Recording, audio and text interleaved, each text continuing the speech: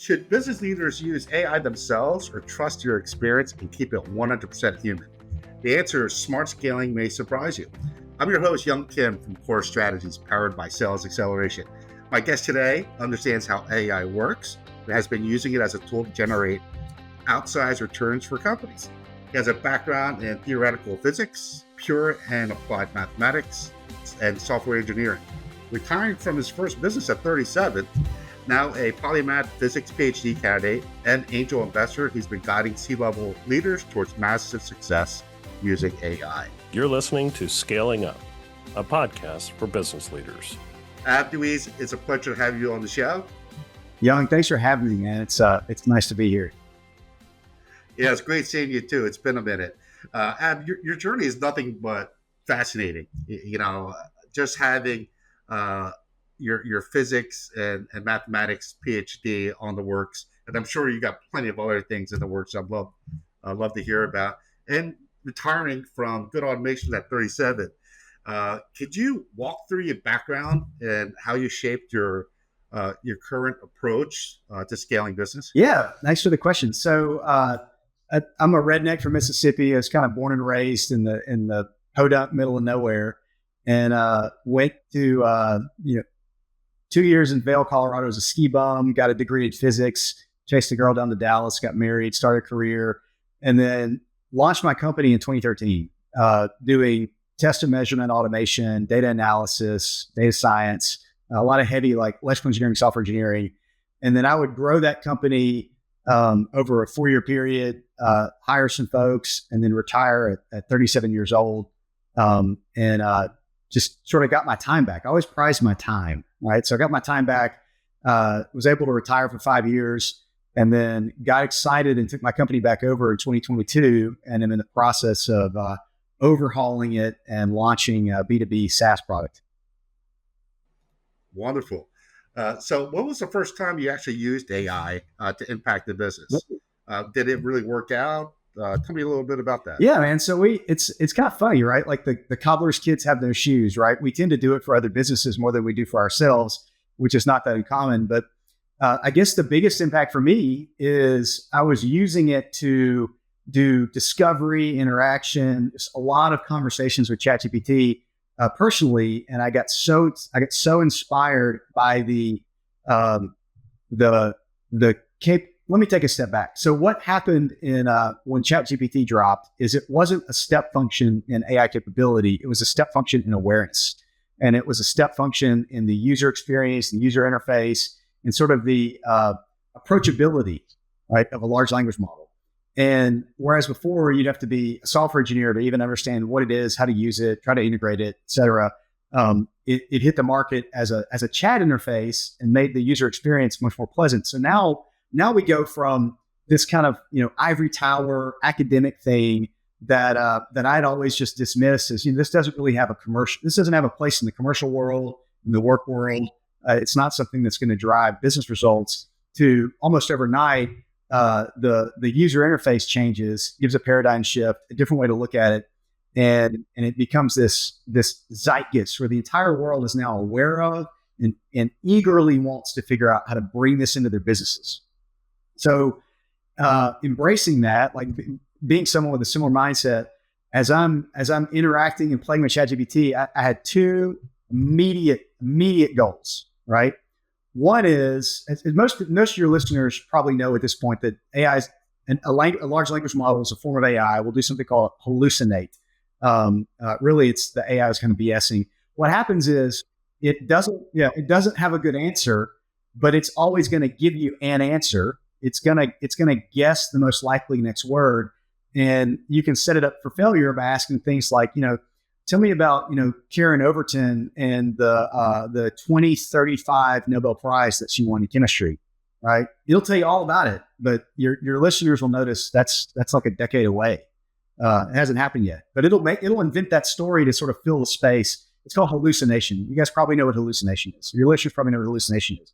So I'm sitting here worried about how do I enable a non-expert, a non-AI expert, right? So somebody from my team that's brilliant, really good at what they do, but I want to give them this tool and say, use this tool to upskill yourself. Use this tool to ask questions and learn things that you don't necessarily know how to do. You wouldn't otherwise know the steps, but it can give you the steps. Like it can help you understand the tax code and interpret contract law and talk about medical decision making and things that you're not really qualified to weigh in on. If the AI gives you an answer, you don't know if it's right or wrong. You don't know if it's hallucinating and making it up or accurate.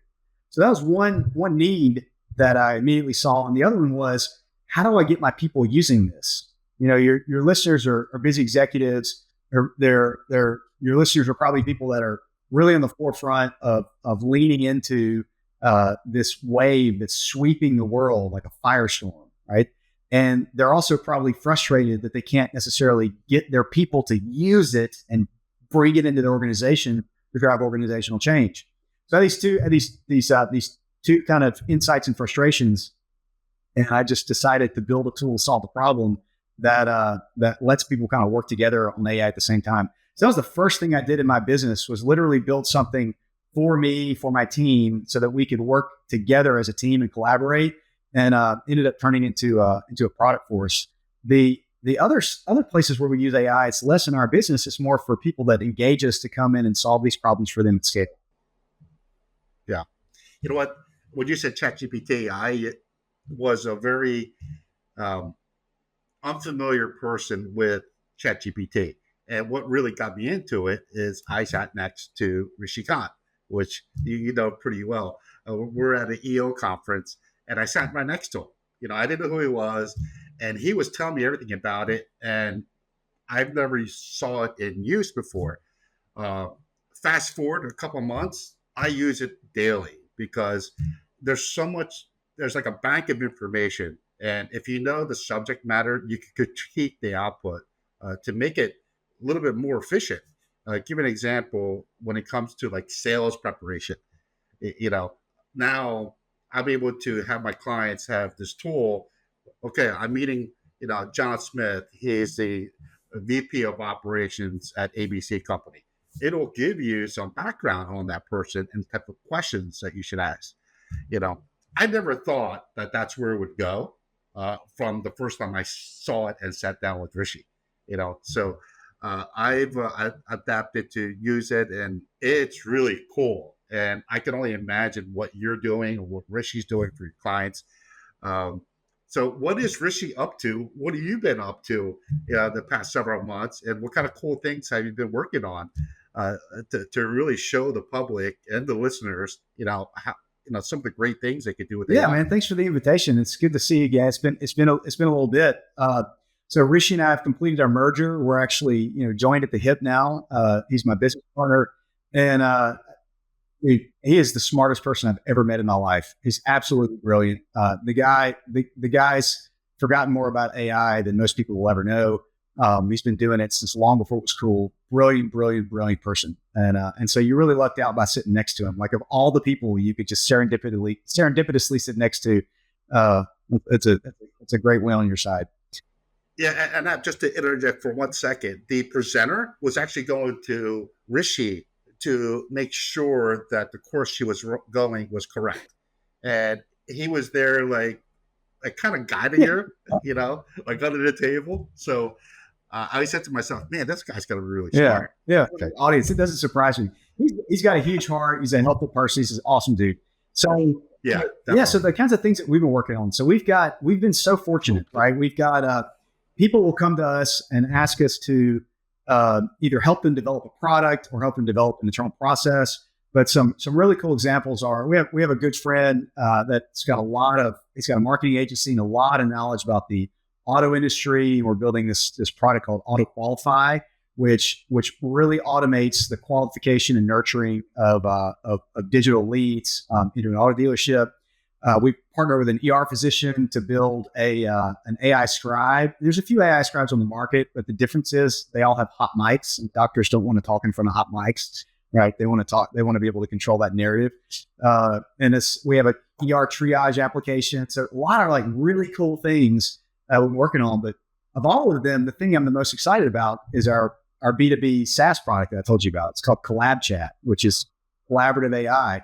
And so imagine, ChatGPT and Slack had a baby. You work on it together. So this was born out of the frustrations I mentioned earlier, which is, how do I get my people to use AI? I've got these brilliant engineers, phenomenal engineers, and I'm like, guys, you've got to check out this ChatGPT thing. It's mind blowing. It's a step function in usability. You should really lean into this because it will help you solve problems, debug complex, engineering problems, and walk you through. It'll write code for you. This will speed up your life. And they're like, okay, sure. And then just blow me off, right? Oh, you got to try this out. And they just blow me off, right? And so trying to drive organizational change, even inside of my own company, right? To get people who are experts, very, very good at technology, to embrace this new thing was difficult. So imagine taking someone who's less familiar, less comfortable with technology, and you've got maybe like a sedentary organization, or you got some inertia with your organization you're leading. Like, how do you break through that? And so this tool allows you to have a conversation with an AI, and at any point invite someone in. So let's say you're helping me prepare a sales presentation, and I come to you like, hey man, we're targeting this client. We got this deal that we're working on. Can you help me put a pitch together? And you're like, sure. So you go to AI, you write up this pitch, or you prompt it, it starts to write up this pitch, and then you kind of correct it and tweak it because you're the expert. You know how to change the tone, how to change what it's coming out, and then you invite me to it, right? And then I ask a question. Okay, AI, can you make it do this? Can you make it do that? And then you ask it, and we're now collaborating and working on this together. And so we're building this thing together. So similarly, I can have an engineering problem, or one of my top guys might have an engineering problem. It's like, how do I solve this problem? And in the old days, I'd be like, well, you solve it like this, and just talk him through it, right? But now instead, I'll type out a prompt. I'll say, how do you execute this Linux command? Or we're trying to solve this problem with a very specific topology in Docker. And how do you do this? So I could write that prompt out, get a bunch of answers from the language model, and then I can just invite my team. I can invite my engineer into the conversation. And instead of me trying to convince him to go use AI tooling to make his life easier, I can just show him. I can grab him by the hand and show him. And then this becomes viral inside of my organization, and it helps me propagate the tool and the capability across my whole team. And so that's the thing that we've made. That's why I get so excited about it. The other thing that's really critical to highlight is the expert use case. So one of my buddies is an ER physician. That the guy that I mentioned, we actually become really good friends. And so if one of my kids is sick, on the weekend, it's not really cool for me to call him up every now and like call him up all the time and spend an hour with him on the phone, getting free medical advice and picking his brain. He doesn't have time for that. So I don't want to abuse that, but I might go to ChatGPT, ask it a bunch of questions, and send him like the results or the link and say, hey, will you look over this and tell me if this thing's lying to me? Should I believe what it's saying? Should I do more research? And so instead of him spending all this time on the phone with me, he just spends 20 seconds reading through this transcript and writes me back and says, yep, that's good, right? Or no, consider this. And so by having a conversation with an AI and being able to invite a collaborator in to look over your shoulder, it sort of solves that problem of bringing expertise to your people that they wouldn't otherwise have access to. So that's of all the things we're working on, man, that's the thing I'm the most excited about. Yeah, and to see it transform like within your own company, that's pretty cool, because it's like having an idea and you want it to work, and you just see it spinning and spinning, and it went viral internally, which is fantastic. Now, how do you get that excitement? Like, we all talk to CEOs and COOs. Yeah. You're a business owner, but you're a salesperson. You want to grow your company. I want to grow my company. So we have to be a little bit on, probably more than average on the business development side. And I've talked to CEOs and owners, and I see like the challenges that they have and see how I can help them.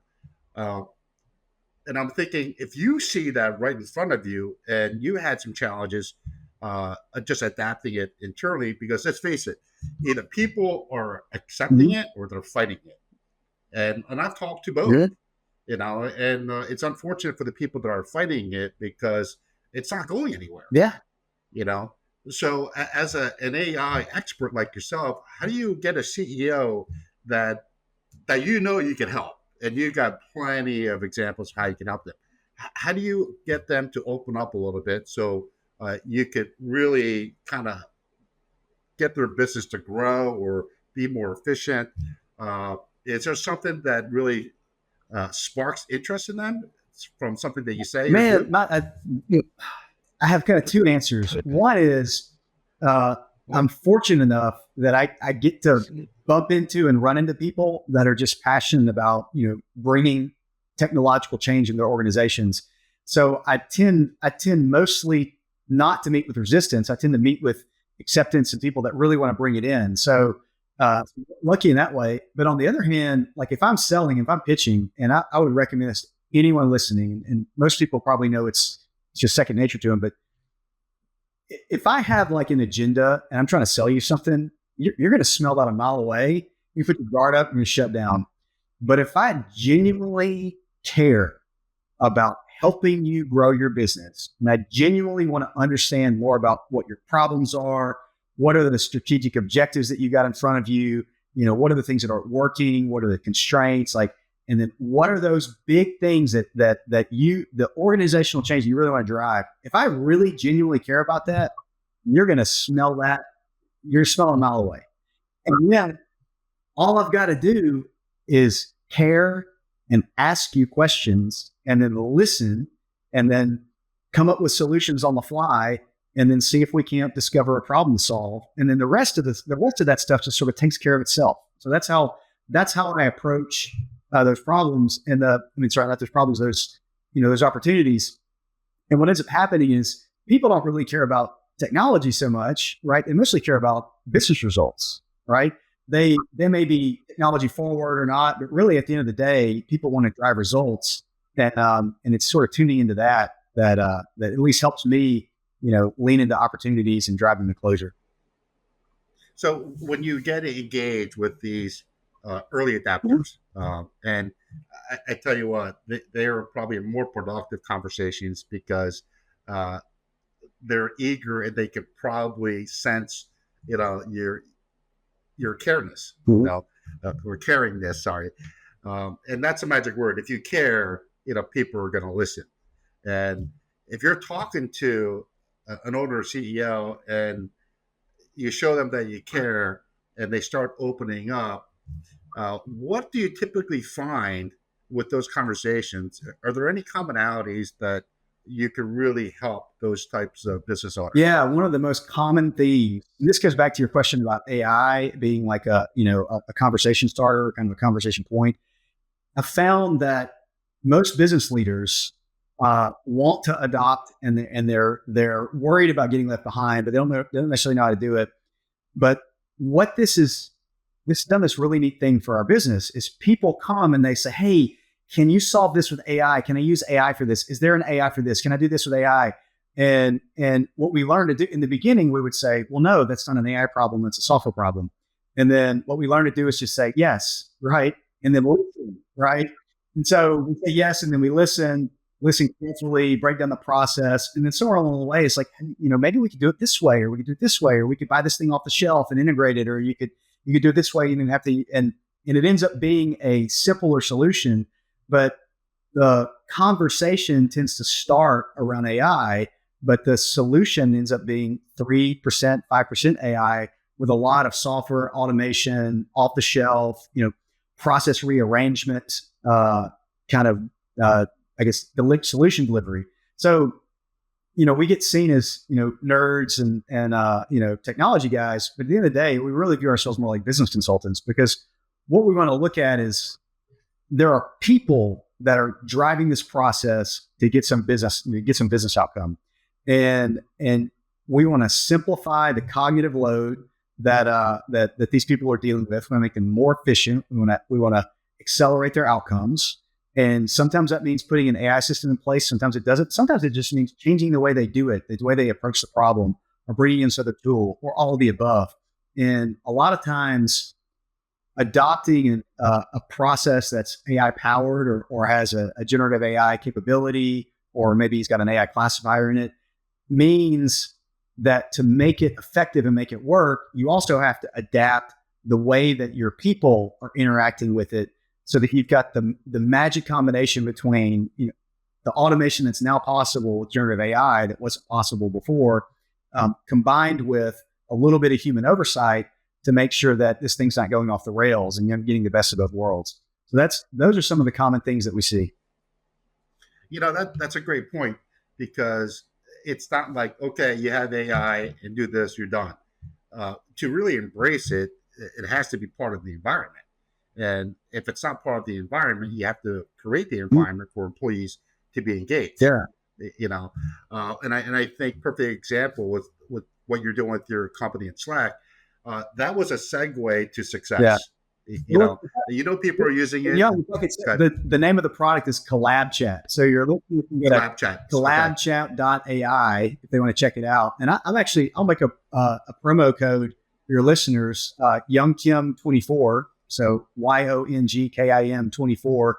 And we'll give you guys, anybody that comes in, we'll give them 3 months for free. So I might be your first customer. Hey. Or I may be your 50th customer. Sorry about that. No. I write the promo code down so I don't forget it. Okay. Just shooting from the hip here. But here's the thing, man. When you come to the Collab Chat, when you create an organization, invite me to it. Invite Rishi to it. And what you do is, as you're using it to build out decks or presentations or processes or whatever, just invite us to the chat. Your chats are private unless you share them with us. And if you share them with us, we can just help you get more out of AI. Like, dude, use it this way. Tell it to ask you 5 questions to better form your answer. And then once it does that, then tell it to give you recommendations. All these little tricks that we can give you by bringing you into Collab Chat, which is a collaborative tool. Yeah, I definitely want to check it out, because I don't think I'm using it the most effective way, meaning AI, as I can. I know for a fact, and everyone can use it to be a little bit more effective, even more than they are today. They just don't. They don't know what they don't know.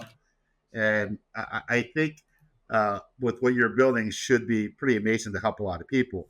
But once a company starts engaging in the environment with AI, do they typically see and you can use your own company as an example or story about a client you're working with.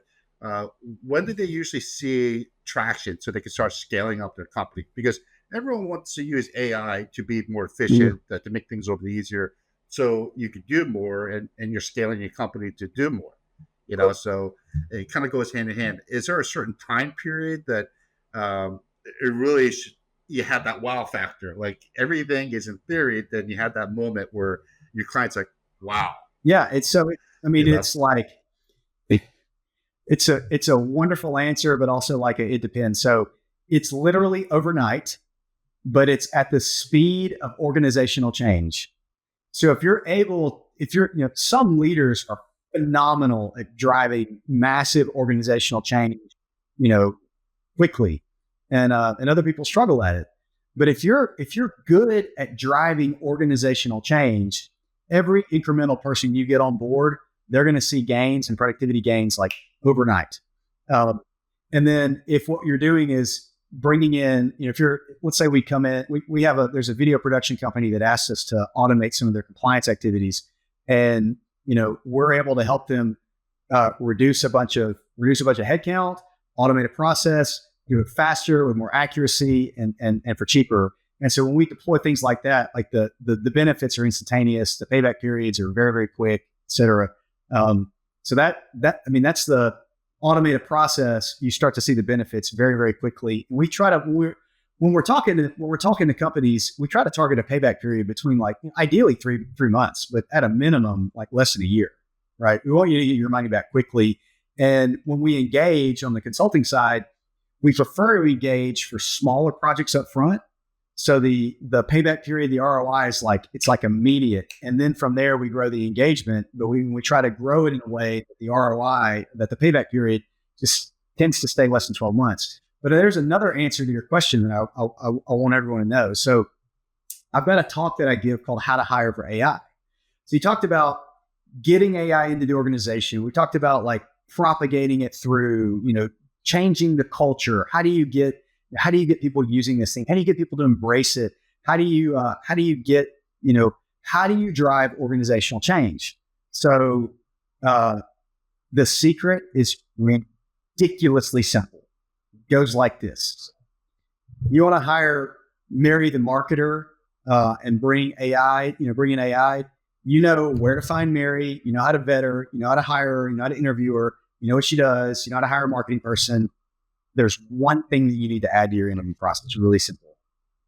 You're interviewing two candidates. One of them won't shut up about AI. They talk about it all the time. They live it. They breathe it. They're so enthusiastic about it. Get that person.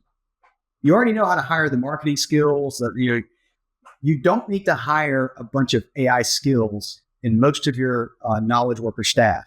What you need to hire is the same exact skills that you know how to hire. You already know how to hire for the role. Doesn't matter the role, doesn't matter the function.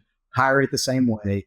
The magic ingredient is the enthusiasm, and I just call it the won't shut up about AI.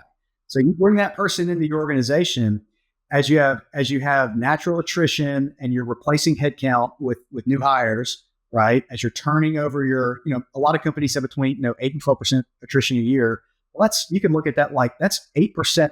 That's 8% AI turnover. If every new person that I bring in has that enthusiasm and that desire to find new ways to use this to make that role, that job function more efficient, then do everything the same in the way that you're hiring, but add that little question, internally, is this person enthusiastic about it? And it's a pretty easy answer. Like they either yell it at you or they don't. Yeah. Yeah. So here's a question for you now, which I'm not sure if it's going to be hard to answer or easy. Wouldn't it be cool if AI could measure passion? Because passion and desire and the, I guess the positive wave that people could really produce goes a long way. Mm-hmm. And I think that's the human element. Again, this is my perception, that may always have to be there, but there's got to be a way where AI could come to help you out. 100%. I'll shoot from the hip, brother. I got two quick answers. One is, you can do actually three answers. So if you have a recording of someone, you take the audio, you run it through a voice transcription, and then you run that through a language model, and you ask it to do sentiment analysis, and you say, on a scale of 1 to 10, how passionate is this person, right? Or give me a grade. Then you take you actually take the raw audio file and you run it through a different type of AI that's going to actually listen to the audio, and you again ask it to do a sentiment analysis, and you're listening for like the tone of voice, how excited are they? You can figure that out. And the third it would be a little bit harder, but it'd actually be pretty easy to do. A video is just a collection of still frames that are played in a series, right?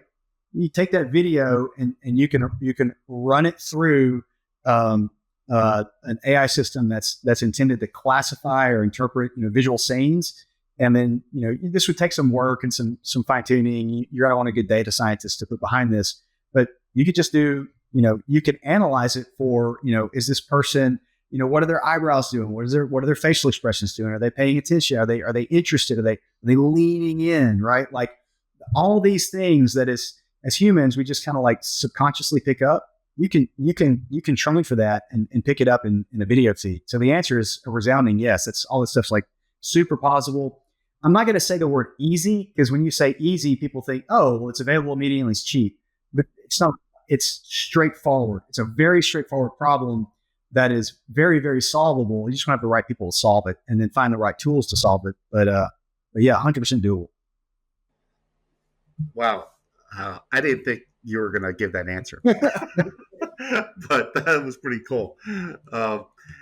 Hey, when you're engaging with a client, and I'll just go with like some of my experiences when I'm working with a client, and there's so much you could do, and you just can't do it all at once.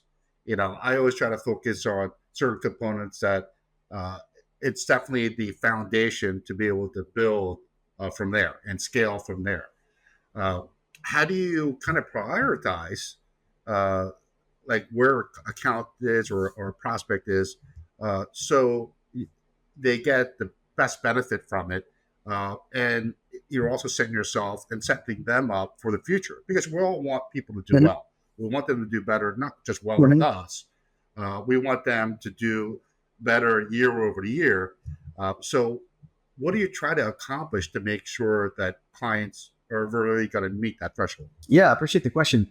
It's I'm going for the smallest, most immediate, biggest impact that I can. So I'm looking for what's the intersection, or looking for the combination of biggest impact, but size of impact is not the primary criterion. It's actually the third. The biggest thing that I'm looking for, the most prominent thing I'm looking for, is how fast are they going to get the benefit, and how fast can we do the work. So we want the smaller the better, the more immediate the benefit the better, and we want it to be impactful. But if we have to trade off massive impact for like immediacy of impact, I'm always going to choose. I'm always going to choose that. And I'm going to do that for a handful of reasons, and most of them are just like psychological, right? Like as people, everybody wants to win. Everybody wants to feel good. Everybody wants to know that they didn't make a mistake. Like, you don't want to make this investment and worry, like, is this going to pay off? Like, I want to know quickly. Like, if I'm bringing in somebody, an outside consultant, or a new hire, or a new engineer, or whatever I'm bringing into my business, I want to know as fast as possible whether or not I made a mistake, right? And I want to cut my losses if that's the case. So I always want to engage as small as I can to be able to assess whether something is working, whether it's good, because I can always scale it and grow it. But if I make too big of a commitment, it's harder. So with my customers, I'm looking for what's the fastest win that I can deliver, so that they can feel confident that they made the right choice to bring us in, so that they can feel like they got immediate value. So when they go home after work, and when my customer goes off for work and his wife says, what'd you work on today? He's like, it was really cool. We just finished a project. We got this new firm. We just finished a project that we're working on for the last 2 weeks. And it's pretty good. We got this thing done. Like, you get something that you're proud of, that you get to talk about, whether it's your buddies or your spouse or whatever. And we're going for that. We want to deliver that as fast as we can, right? And then from there, what happens on the other side is we build a lot of trust. And they say, okay, guys, you know your stuff, right? How can we how can we do more with you? Like, awesome. Now let's look at the big burn down list. And again, this might surprise you. We want to go for small, immediate wins and get many of those under our belt. So everybody's feeling really good, really confident. And at a certain point, they'll say, look, we got this big initiative. We want you to help plan and lead this. And it's a longer, multi-month, sometimes multi-year program, and then we'll engage in that. So that's how we like to do business. I like it because it holds me accountable, right? I got to deliver. And, but it's, that's the way we attack it. While you're expressing your answer, I just recalled an article that a client sent me. That he sent an article about buyer's delight, or the moment of delight. And I was reading through it. I'm like, God, this is kind of hard. Especially if you're in a transaction, like if you're buying a car, you're going to be delighted no matter what, because you know what you get, and you know why you're getting it, and you're going to be delighted you're getting it. But I think you hit it around the spot. At when you're engaged with a client, you want the buyer's delight to be continuous. So if you give them something really fast, and by the way, it's not like an easy task; it's like a huge fix for them. Okay, and they're going to be very happy. I'm thinking AI could have that continuous buyer's delight over and over again, because we've all had that emotional feeling. We're like, wow, that was cool, or the wow moment. So I guess I'm going to rephrase my question. It's like, how long does it take for your clients to get that wow moment? And you're saying it should be pretty instant. Quick. Yeah. Like, I mean, if I don't deliver that in the first 30 minutes of the sales call, I'm not doing my job, right? Because my job is to get in. My job is to get in, is to care about you, is to listen to what your problems are, and to propose solutions on the fly, and to give you a feeling for like cost, scope, schedule of delivering that. And if I do it right and I'm accurate, I'm not full of BS, right? It's a pretty quick turnaround. and you start to get those dopamine hits quickly, and then they start to manifest, 2 weeks out, 4 weeks out. Often, the vendor onboarding process takes longer than the project delivery, right? For the first little one. Yeah. And looking into the future, how do you see AI impacting executive roles? How- And how do you give our listeners a head start? Because, like, I kind of know where I can improve and I have a general idea, but there's a lot of people that want to get more engaged with AI, but they don't know where to start. Besides calling you or Rishi, obviously that's the best response. But what kind of advice would you give to those? Yeah, I'll give you a direct answer, but first I'm going to give you a very self-serving answer. So my first book, I've always wanted to write a book. I finally wrote a book. Nice. Yeah, Congratulations. 31 Days to Master AI. It's the manuscript is done. It's in the hands of the editor, and it is a 31-day hands-on workbook that takes the reader through learning tons of basics and tons of advanced, like super, super practical stuff. And then to go along with the book, there's actually a course that is an instructor-led course. Rishi and I are front and center in that course, leading people through cohorts of working through this book together as a cohort of peers to learn this stuff hands-on. So if you're a business leader listening to this and you want to upskill your team, I'm literally delivering a solution in the next month and a half. You can check it out at 31daysai.com. It's a landing page for the book and the course. By the time this episode drops, there should be a lot more content up there. But so there's a 31-day course that will upskill your team. You can put an individual contributor through it. You can put a manager and a team of people through it. But the course is designed in 1 week increments, and you got to finish week 1 before we let you into week 2. You got to test out of it. So we're going to hold you accountable, make sure your people actually learn this stuff. And then at the end, there's a 3-day, 31 divided by 4 equals, 4 weeks plus 3 days. So now I'm sorry, 31 divided by 7. So there's a 3-day capstone project where the student in the course, your employee, has an assignment to come to you and approach you in the same way that I sell.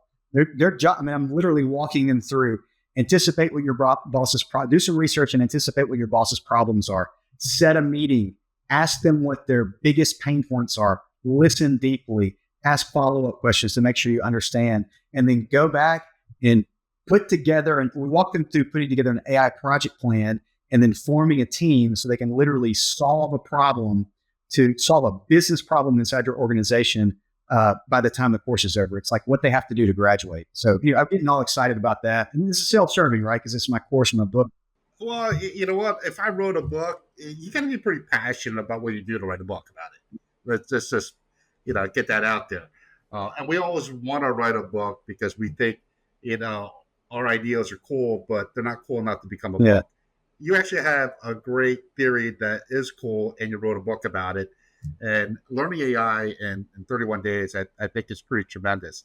Before we close, any last advice or tidbits we can give out, or you want to give out to the listeners? Yeah, I would say your advice and sales coaching is phenomenal. And if anybody wants to upskill their sales game, their business development game, you guys should definitely talk to Yong. He's brilliant at what he does. Oh, thank you so much, Adam. And by the way, I did not plant the seed for that. That was just thrown out there. I'm very surprised and very grateful for that comment. And this has been an incredible discussion. I've learned a ton, and I'm sure the listeners that did too. Your insights on AI, about leadership and scaling are really invaluable. So thank you so much for sharing your knowledge and wisdom. And to all our listeners, hope you enjoyed this episode. Make sure you subscribe to Scaling Up and give us a 5-star rating on your favorite podcast platform. And don't forget, next time to tune in, and we'll dive into other ways to grow your business and navigate the challenges of scaling. I'm your host, Yong Kim, and thank you for listening.